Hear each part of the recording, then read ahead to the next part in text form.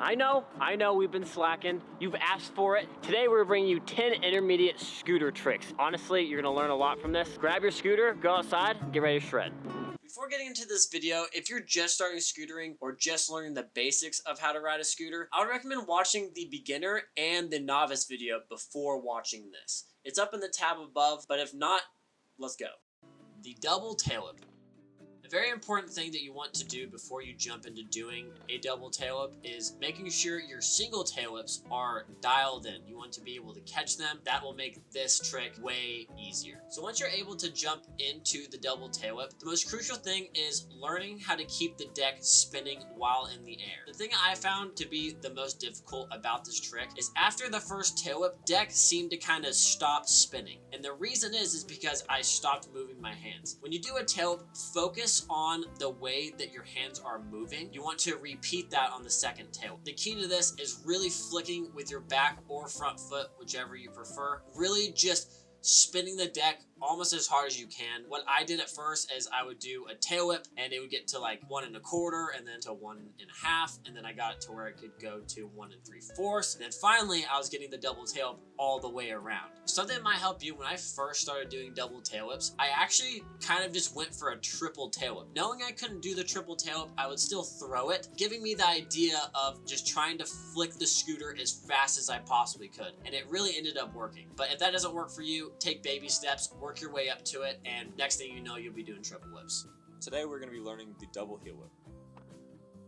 The double heel whip is very similar to the double tail whip, except the deck spins in the opposite direction. The only real difference between a double heel whip and a heel whip is you have to jump a little bit higher and you have to spin the deck a little bit faster. When you're approaching the jump, I find it to be easy to bend your legs down to the ground more than a normal heel whip, so that way when you jump, you have extra leverage to propel you higher in the air. When you start jumping, you want to use your back foot to push your brake, or in my case, a fender. Push that to start the initial motion, and then use your wrists to bring both heel whips around. This trick can be kind of scary at first because it's hard to tell whether the double heel whip is actually coming around or not. So it's really important to make sure to commit to this trick, because if you don't commit, you won't even get close.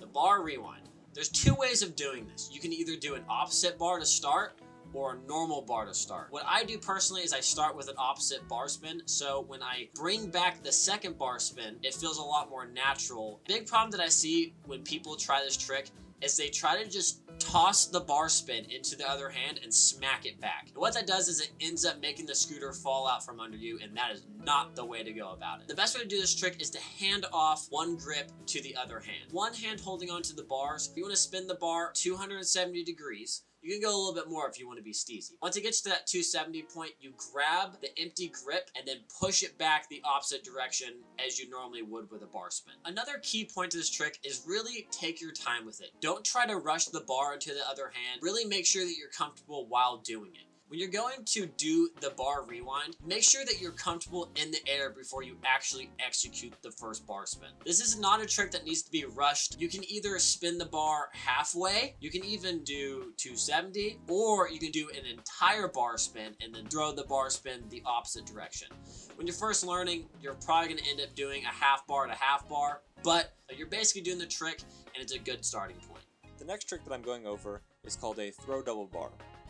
The reason it's called a throw double bar is because when you throw the bar spin, you don't catch it halfway through. Let the bars basically do 2 full rotations. This trick can be kind of hard because it's very easy to lose control of your scooter, because there's a moment in this trick when you're actually grabbing nothing. I find it easiest to control your scooter by counting 1, 2 in your head as each bar spin comes around. If you count 1, 2 as the bar spins are coming around, it'll allow you to not jump the gun and grab it too early, or wait too long to grab it. This trick is a very precise trick, and it can take a lot of effort. Another thing about this trick that's kind of funny is the fact that there's some luck involved. Sometimes I can do the most perfect throw double bar, and other times I can't. It's all just how the bars come around and how you catch it. I find to put my hand a little bit more inside of the bar than a normal bar spin, but that's just my personal preference. This trick is a really fun trick, and not a lot of people do it, so it's kind of unique. The bar twist.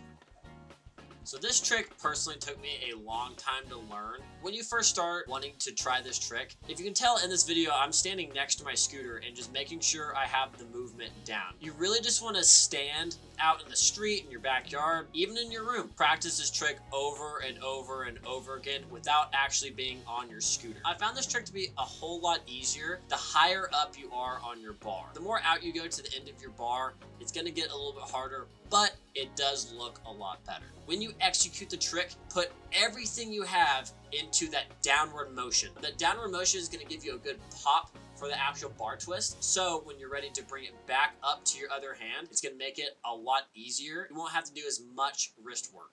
The next trick I'm going over is called an untwist. The untwist is a cousin of the bar twist and is very similar, except it's basically just backwards. It's important to learn the motion of a bar twist before learning untwists, because once you understand the motion of a bar twist, the untwist will kind of just come around. I find when I jump and I throw the bar twist, I push my bars down into the ground, which is the opposite from when I do a bar twist is when I pull the bars up to the sky. Pushing the bars to the ground makes the rotation come around a little bit easier, but I find that this rotation's kind of weird because it initially feels like it's coming around really slow and then out of nowhere it'll just finish.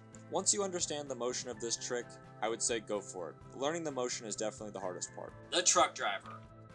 This is personally one of my favorite tricks to do. A truck driver is a 360 bar spin. So when first doing this trick, you're more than likely very comfortable with doing bar spins. What you really want to focus on is just the 360. Focus on the 360, not really the bar spin. Just do the 360 and just add the bar spin in there. As long as you keep your bars pushed out like you would on a normal bar spin, it's going to come around a lot easier than you think. When you start doing this trick, go a little bit wider than you would on a normal 360. So when you actually jump, you're already carving into the spin. Make sure that you're comfortable in the air when you do it. You don't want to do it right when you jump, and you don't want to do it right when you land, because one, your balance is going to be off, or you're just going to fall and eat crap. The next trick I'm going over is called a full cab. Basically what this trick is a fakie 360 to fakie.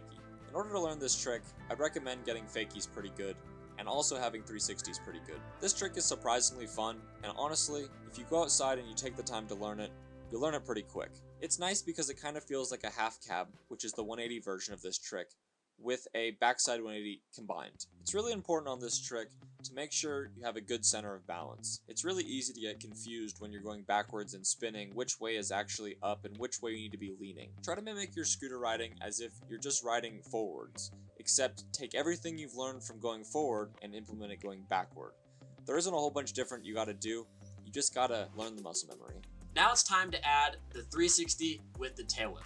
So with this trick, it's the same idea as the truck driver. You really want to make sure that you're focusing on the 360 more than the tail whip. The first step I would take of starting to do a 360 whip is only do a 180. Get those down and then move on to try 270 tail whip. And then over time, you'll start figuring out that, oh, okay, I need to carve more. I need to jump harder. I need to tail whip a little bit later. I need to tail whip sooner. But I will say this again and again.